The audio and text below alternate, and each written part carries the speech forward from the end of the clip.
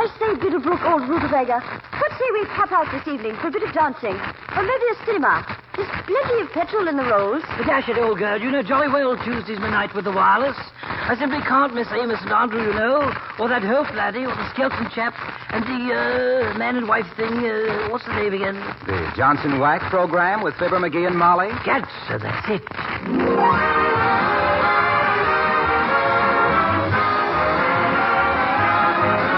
The makers of Johnson's Wax products for home and industry present Fibber McGee and Molly with Bill Thompson, Gail Gordon, Arthur Q. Bryan, Bea Benaderet, and me, Harlow Wilcox.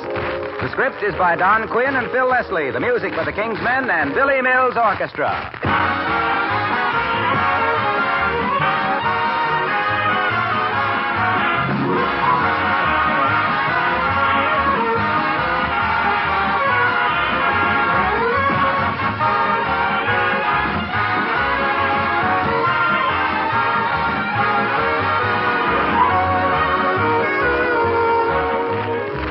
About this time of year, you can be very thankful if you've been using the wax method of housekeeping. If you have, then you don't get the jitters over this spring house cleaning business. You can take that job in your stride because your floors, furniture, woodwork, and many other surfaces probably just need a touching up with Johnson's Wax. This famous wax polish is more than just a product. It's a method of protective housekeeping. When you wax your things regularly throughout the year, you accomplish three important things. First, your home is more beautiful. It has that mellow, wax-polished radiance that is so much admired. Second, your floors, furniture, woodwork, and accessories are protected against wear, dirt, and moisture by the tough film of Johnson's Wax. And third, you save hours and hours of work, both in your daily and weekly housework. And in these days of spring house cleaning, believe me, it will pay you to adopt the modern wax method of housekeeping with genuine Johnson's Wax, paste, liquid, or cream.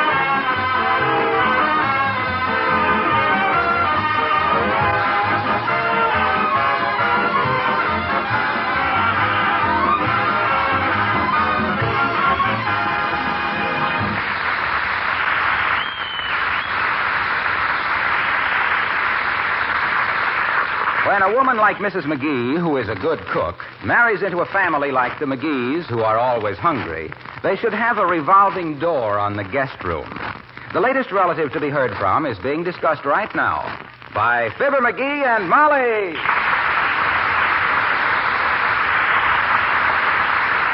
Imagine seeing old cousin Salvador again after all these years, Molly. Yes, and him a famous artist. Must have been 15 years since he was here last. And if I remember correctly, he put away enough groceries at that time to last him 20. Mm-hmm. You know he's 5 years early? That's certain. Well, a guy as hungry as him was bound to be either a poet or a painter. I hope he brings me some of his pictures with him. I'd like to buy a couple just as an investment. You mean like if you'd have bought a few Rembrandts 300 years ago, you'd make a neat profit on them today, old man? Well, anyway, I hope Cousin Salvador remembers how interested I was in his career. I always said he'd make good someday with his painting, didn't I? Well, I don't remember you saying that, McGee, but I do know how you tried to help him along. Certainly. Every time he mentioned painting, you'd give him the brush. Imagine our own cousin, a famous artist. I hardly remember him, McGee. Did he look like an artist? What do you mean, did he look like an artist? Well, did he wear his hair long? No. Only about 25 years, and then it all fell out. I see. Did his telegram say what time he'd arrive? No, but it'll probably be around dinner time. Mm-hmm. Now, let me see. I think the light will be better if I move this easel over by the window, don't you think? Why don't you wait and let Cousin Salvador put it where he wants it? This is not for Cousin Salvador, my dear. I myself am indulging a bit in the creative urge. Salvador's telegram has aroused my artistic instincts. Oh, what have I done to deserve this? And the smock and beret. Oh, McGee. You know, baby, I got everything I need to become a famous modernistic artist. I'm practically colorblind, and I can't draw for sour apples.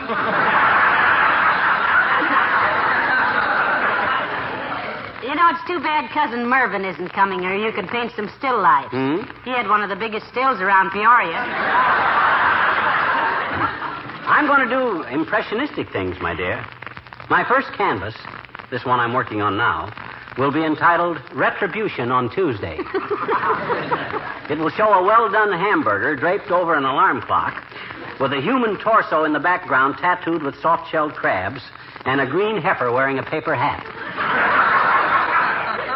It will give an impression of the futility of life. I'll bet it will at that. Mm-hmm. Now, look, Van Dyke, if you get paint all over my living room right now... Come in. Oh, hello, Mr. Wimple. Hello, folks. Hi, Wimp. What's the umbrella for? Is it raining? Oh, no, Mr. McGee. No. I was just taking it downtown to get it repaired. I thought maybe I could get it fixed while I went to the doctor. Oh, are you ill, Mr. Wimple? Oh, no, Mrs. McGee. The umbrella and I are in the same condition. We each have 2 broken ribs. Your wife have something to do with this, Wimp? Well, yes, in a roundabout way, Mr. McGee. What do you mean in a roundabout way? She chased me round about the house 7 times before she got close enough to hit me with the umbrella. Oh, my goodness, Mr. Wimple, you certainly lead a strenuous life. Don't you ever fight back? Oh, I did once, Mrs. McGee. My gosh, you did? What happened, Wimp? Well, I'm a little ashamed of myself for losing my temper like that, Mr. McGee, but one day Sweetie Face was particularly naughty to me, and I grabbed up a loaded shotgun. Heavenly days. And I just stood there and I said, Sweetie Face, I said, and I meant it, too.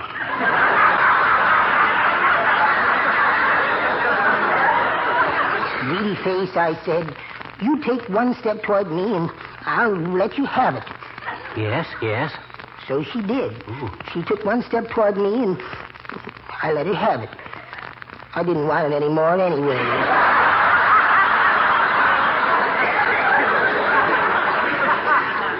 You ought to get your wife to take up some quiet hobby, Mr. Wimple. Like me, Wimp, I just took up painting. I'm working on a modernistic job now called Sunrise Over Your Father's Mustache. Or Tapioca Pudding in B-flat. Oh, that's very interesting, Mr. McGee. But I'm more interested in poetry myself. Oh, have you written anything lately, Mr. Wimple? Yes, I have, Mrs. McGee. It's called Oh, Pretty Little Easter Egg. Well, let's hear it if you insist. All righty. Oh, pretty little Easter egg, whose shell I cracked so very gladly. You look at me from in my hand and make me feel so very sadly. Of all the folks on this great earth, the one I judge the very worst is the one who died you, little egg, and never thought to boil you first.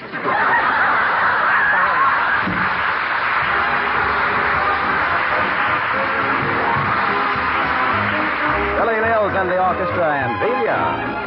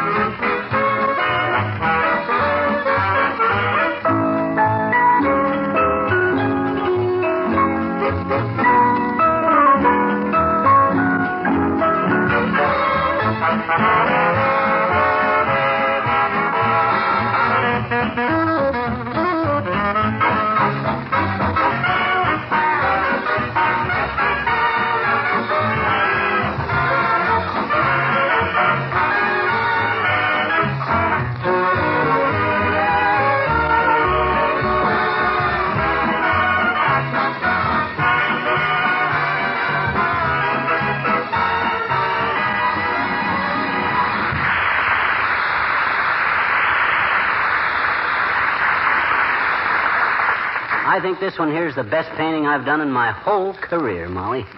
And considering that your career just started about an hour ago and you've done 7, that's really something. Yeah. I sure wish it'd get dark, though. Why? So we could see the northern lights. All artists have got to have a northern light to work by, you know. No, that's just a north light, dearie. It is? Well, I'm sure glad to hear that. Them northern lights flicker like anything. What's the name of this current masterpiece you're working on? This I'm calling 2 railroad tickets in love with a pile of lint. Notice how the blue tones modulate into this dirty gray color? Don't it give you a far-off feeling of emancipation and stupidity? Yes, it does. As a matter of fact... If that is one of the tradesmen, my dear, bid the fellow be off. Coil up your lasso, Picasso, and get down off your high horse. Okay. Come in. Oh, hello, Dr. Gamble. Hello, Molly. And what are you up to, underslung? What's that on your head, an ice bag? That, my dear doctor, is a beret. You will forgive me, I trust, if I pursue my artistic endeavors while you and my good woman indulge in the local gossip. One must take advantage of the fleeting light, you know. That's all. I can't take it this week. So long, Molly. But, Doctor, you...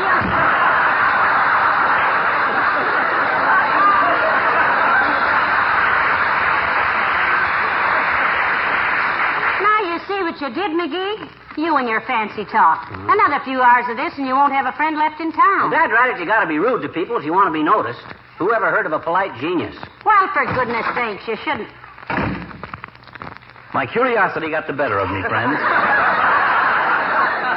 Is it true the little smudge pot here has gone in for painting? Yes, it is, Doctor.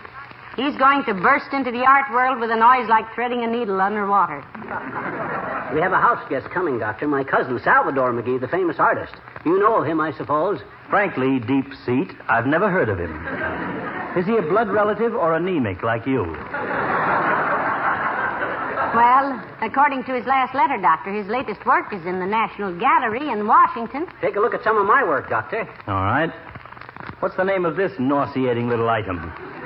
I call this little thing Tempest in a Piggy Bank. Or 7 razor blades in search of a girl's bicycle. Very interesting. Do you really think so, Doctor, or are you just saying that because you haven't got your glasses on?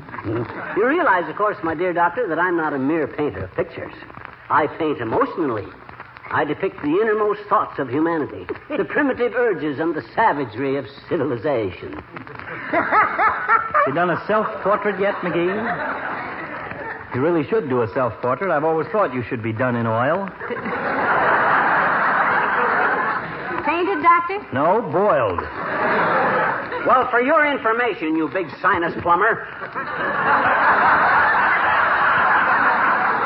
there's an artistic strain that runs clear through the McGee family. Oh, and what a strain it is, too. I don't expect any appreciation from an illiterate old oaf like you, Fatso, but believe me, I know talent. You not only do, you have. I have what? No talent. So long, Molly.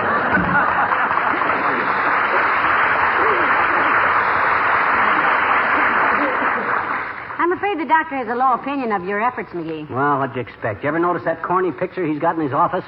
It's a cowboy on a ratty-looking old horse holding a rusty rifle. Why, darling, that is a genuine Remington. That rifle? No, the artist. You mean little Benny Remington that runs the shoe shine parlor down on Oak Street? Why, that guy couldn't paint. Come in. Well, for goodness sakes, Mrs. Carstairs and Mr. Wilcox. Glad you dropped in, friends. My friends are always welcome in my studio. Do sit down. Thank you. We can chat while I work. We just met Doc Gamble, pal. He said you had a bad case of painter's colic, so we thought we'd drop in and see how you were. Oh, he was just being sarcastic, I guess, Mr. Wilcox. That is rather a strange bit of work you have in hand there, Mr. McGee. May I ask what you call it? Carsty, you have a true eye for the better things. This is a dream impression of unreality with tragic undertones of elementary depravity. And it doesn't hurt a bit. I call it ragamuffins at high noon. Or passion's plaything without board motor. I say, Wilcox, old fellow, hand me that tube of pink there, will you? That's a good chap.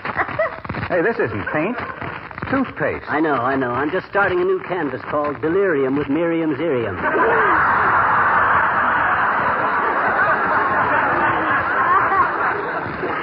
Or, while there's hope, there's life.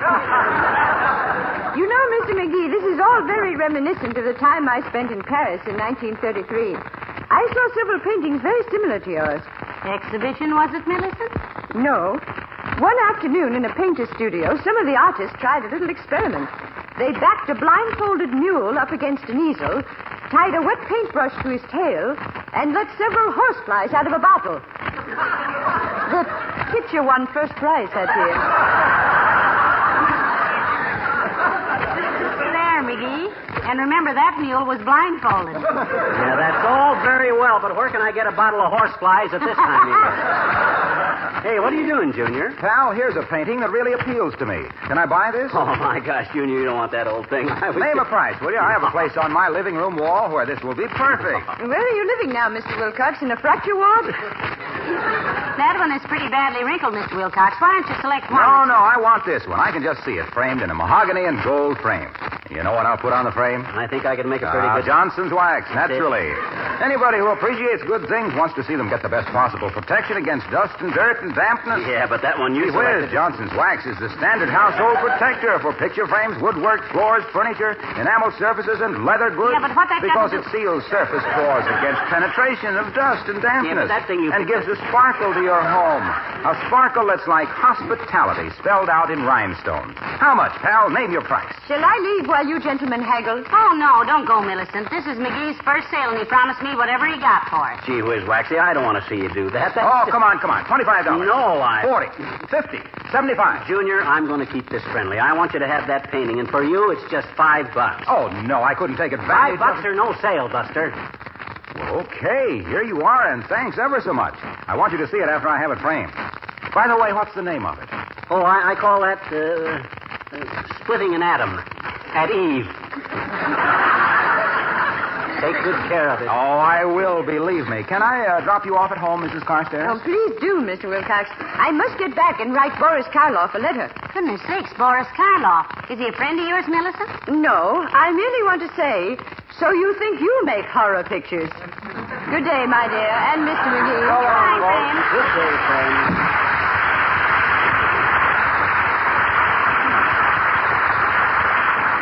I can't understand you, dear. You had a chance to get $100 for that painting. Dad rat it, that wasn't a painting. That was the rag I've been wiping my brushes on. Hey, where are you going, Molly? I'm going upstairs and get the guest room ready for Cousin Salvador. Oh, fine. Don't make any more mess than you will anyway. Okay. Ah, there goes a good kid. I ain't fooling her any with this long hair stuff. She knows I'm just a Grant Wood with knotholes. But does she care? No, sissy. Come in. Hi, mister. Oh, hi, Teeny. Hi. Gee, what you doing in the apron and tam o' shanter, mister? What you doing, Well, this is a smock and a beret, sis, and I'm painting pictures. Like this one here, you see? What do you think of it, sis? Will you tell me a story, mister? Please, will you? Please? You didn't answer my question, Teeny. Well, my mommy says if you can't say something nice about people, don't say anything, mister. Well, so you want a story, eh? Yeah, please. Okay, I ever tell you about Katie the kangaroo? Oh, no. Okay. Once upon a time... Gee, I like stories that start out like that, mister. All the Mother Geese stories do. Mother Goose, sis. There's more than one of them, mister. Goose is singular, geese is plural. Okay, let it go. Well, sir, once upon a time, way down in Australia, there lived a little kangaroo named Katie. And for years and years, till she was big enough to hop around by herself, she traveled in her mama's vest pocket. Yes, sir. And one day, as she was sitting there on her front pouch...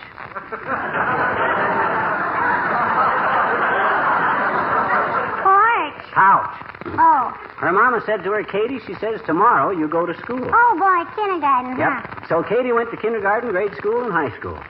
On her last year of school, she was made chairman of the senior hop. Oh. On account of she could hop farther than any other student, see?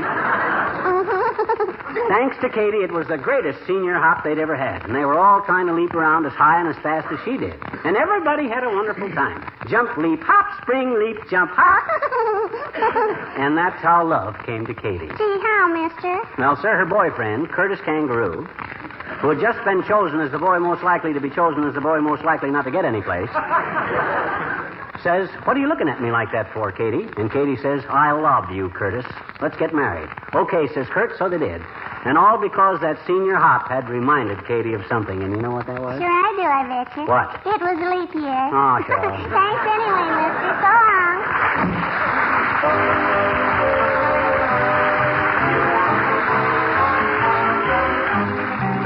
and sing The Blue-tailed Fly. Shoo, shoo, shoo, fly, shoo, shoo, shoo, shoo, fly, shoo. When I was young, I used to wait on Master and give him his plate and pass the pitcher when he got dry and brush away the blue-tailed fly. Jimmy crack corn, don't care. Jimmy crack corn, don't care.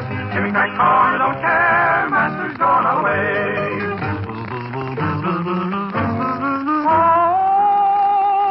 One day he rolled around the farm. The flies so numerous they did swarm.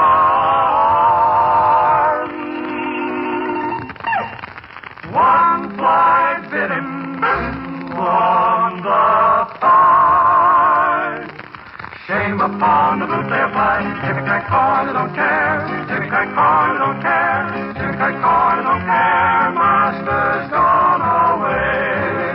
That pony, he run and he jump and he pitch and he tumble my master right into a ditch and he died. All on account of a blue-tailed fly.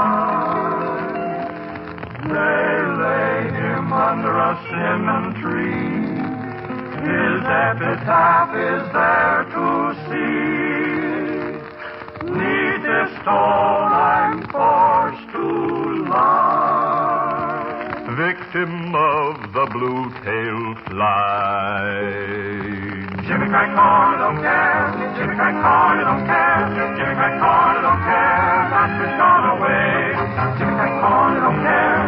Jimmy crack corn, don't care. Jimmy crack corn, don't care. Master's gone away.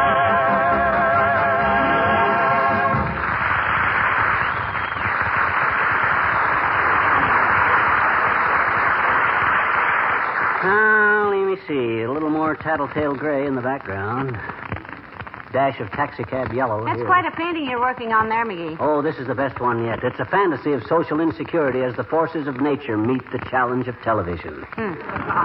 What's the significance of the mustache cup in the lower left there? This? That ain't a mustache cup. That's an allegorical figure. That's Nincompoophia, the goddess of heavyweight wrestling. Ah, dear, I'm afraid I'll just never understand modernistic painting, dear. Anytime anybody does, all us artists will be looking for work. Now, let me see. Come in. Oh, hello, Mayor Latrivia. How do you do, Molly? Hello there, McGee. Oh, pardon me, madam. I thought you were Mr. McGee. Don't let the smock and the beret fool you, Latrivia. I just wear these to keep the paint out of my eyes, clothes, and hair. With little or no success, you might add. Well, I didn't know you were an artist, McGee. Is this some of your work? Yes, it is, Mr. Mayor. You like it? No. No, that's because you don't understand modern art, Your Honor. And if you'll move over, I'll join you. You're accustomed to old-fashioned art, Latrivia. Sunsets and stuff, kitchen counters, 3 kittens in a basket. Photographic. You got to learn to appreciate modern painting emotionally. What brought on this burst of self-expression, McGee? Well, his cousin Salvador McGee is coming today for a visit, Your Honor. He's a well-known painter back east. Made a lot of money at it, too. Anytime you want him and me to do any mural painting at the City Hall, Latriv, just speak up. You mean mural painting, McGee? What'd I say? You said Muriel. That's a girl's name. Why should you want us to paint her on the wall at the City Hall? Who is she, anyway? Who is who?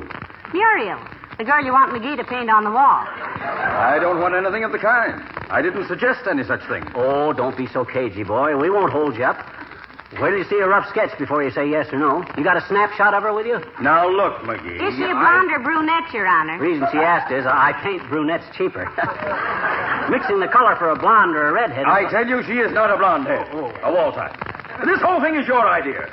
I don't even know anybody named Muriel, except an elderly aunt of mine. Is that clear? Personally, I think it's mighty sweet of you to want your aunt's portrait in the City Hall, Mr. Mayor. The way I'll do it, Latriv, is this. I'll make a preliminary sketch, you see. Then we'll find out where in the City Hall would be the best place to hang Muriel. I tell you, I don't want any Muriel. A mural. If my aunt was... Look, anytime the city had a mural hall, I mean a superior paint a mill, you said that I wanted a muriel. A picture pointed, portrait pitched, You were the... It was...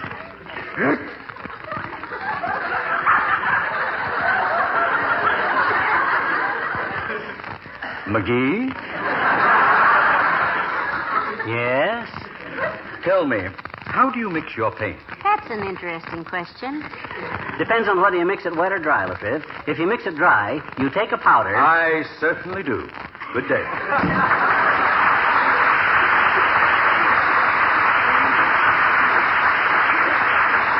Boy, oh boy, I sure wish he'd shown me that snapshot of Muriel before he left. I'd have painted her picture and give it to him for Christmas. He's just shy, I guess. Yeah. And if she's his aunt, what's the matter? You see anything in my palette? You mean my breadboard that you were mixing all that paint on? You laid it on a chair when the mayor came in. Which chair? The one you're sitting in, I think. That's what I think. Well, aren't you going to get up? There's no hurry now. I can't get any more paint. Come in. I do. Is this McGee's residence? Cousin Salvador. Hi, boy. Come on in. Oh, my goodness. It's good to see you again, Cousin Salvador. Well, thanks. Well, gee, who's doing all the painting? Me, Salvi. How do you like 'em?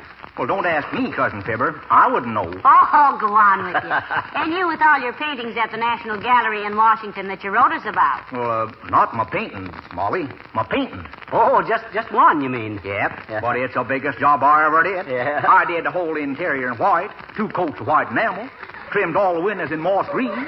Why, next month I got another job doing a brewery, and they told me... Oh, this is ridiculous.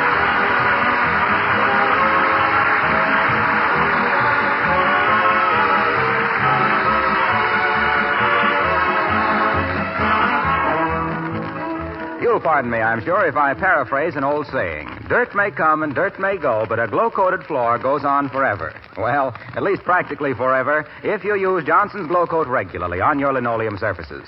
Scrubbing linoleum is bad for it. You've heard me say that many times before. Linoleum manufacturers themselves, and housekeeping authorities, too, recommend this kind of care that gives protection to the linoleum or other floor surface, adds wax-polished beauty, keeps colors fresh and new-looking. Johnson's Glow Coat is self-polishing, needs no rubbing or buffing. Therefore, you see, it saves 2 ways. Saves the linoleum, saves you time and work. And by the way, if you have floors of asphalt tile or rubber tile, remember that Glow Coat is the preferred polish for these floors, too.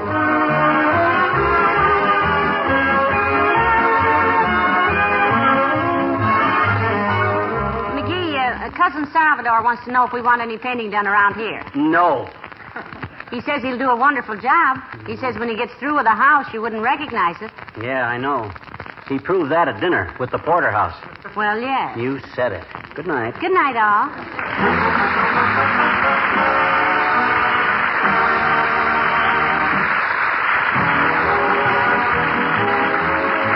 This is Harlow Wilcox, speaking for the makers of Johnson's Wax Products for Home and Industry, inviting you to be with us again next Tuesday night. Good night. This is NBC, the National Broadcasting Company.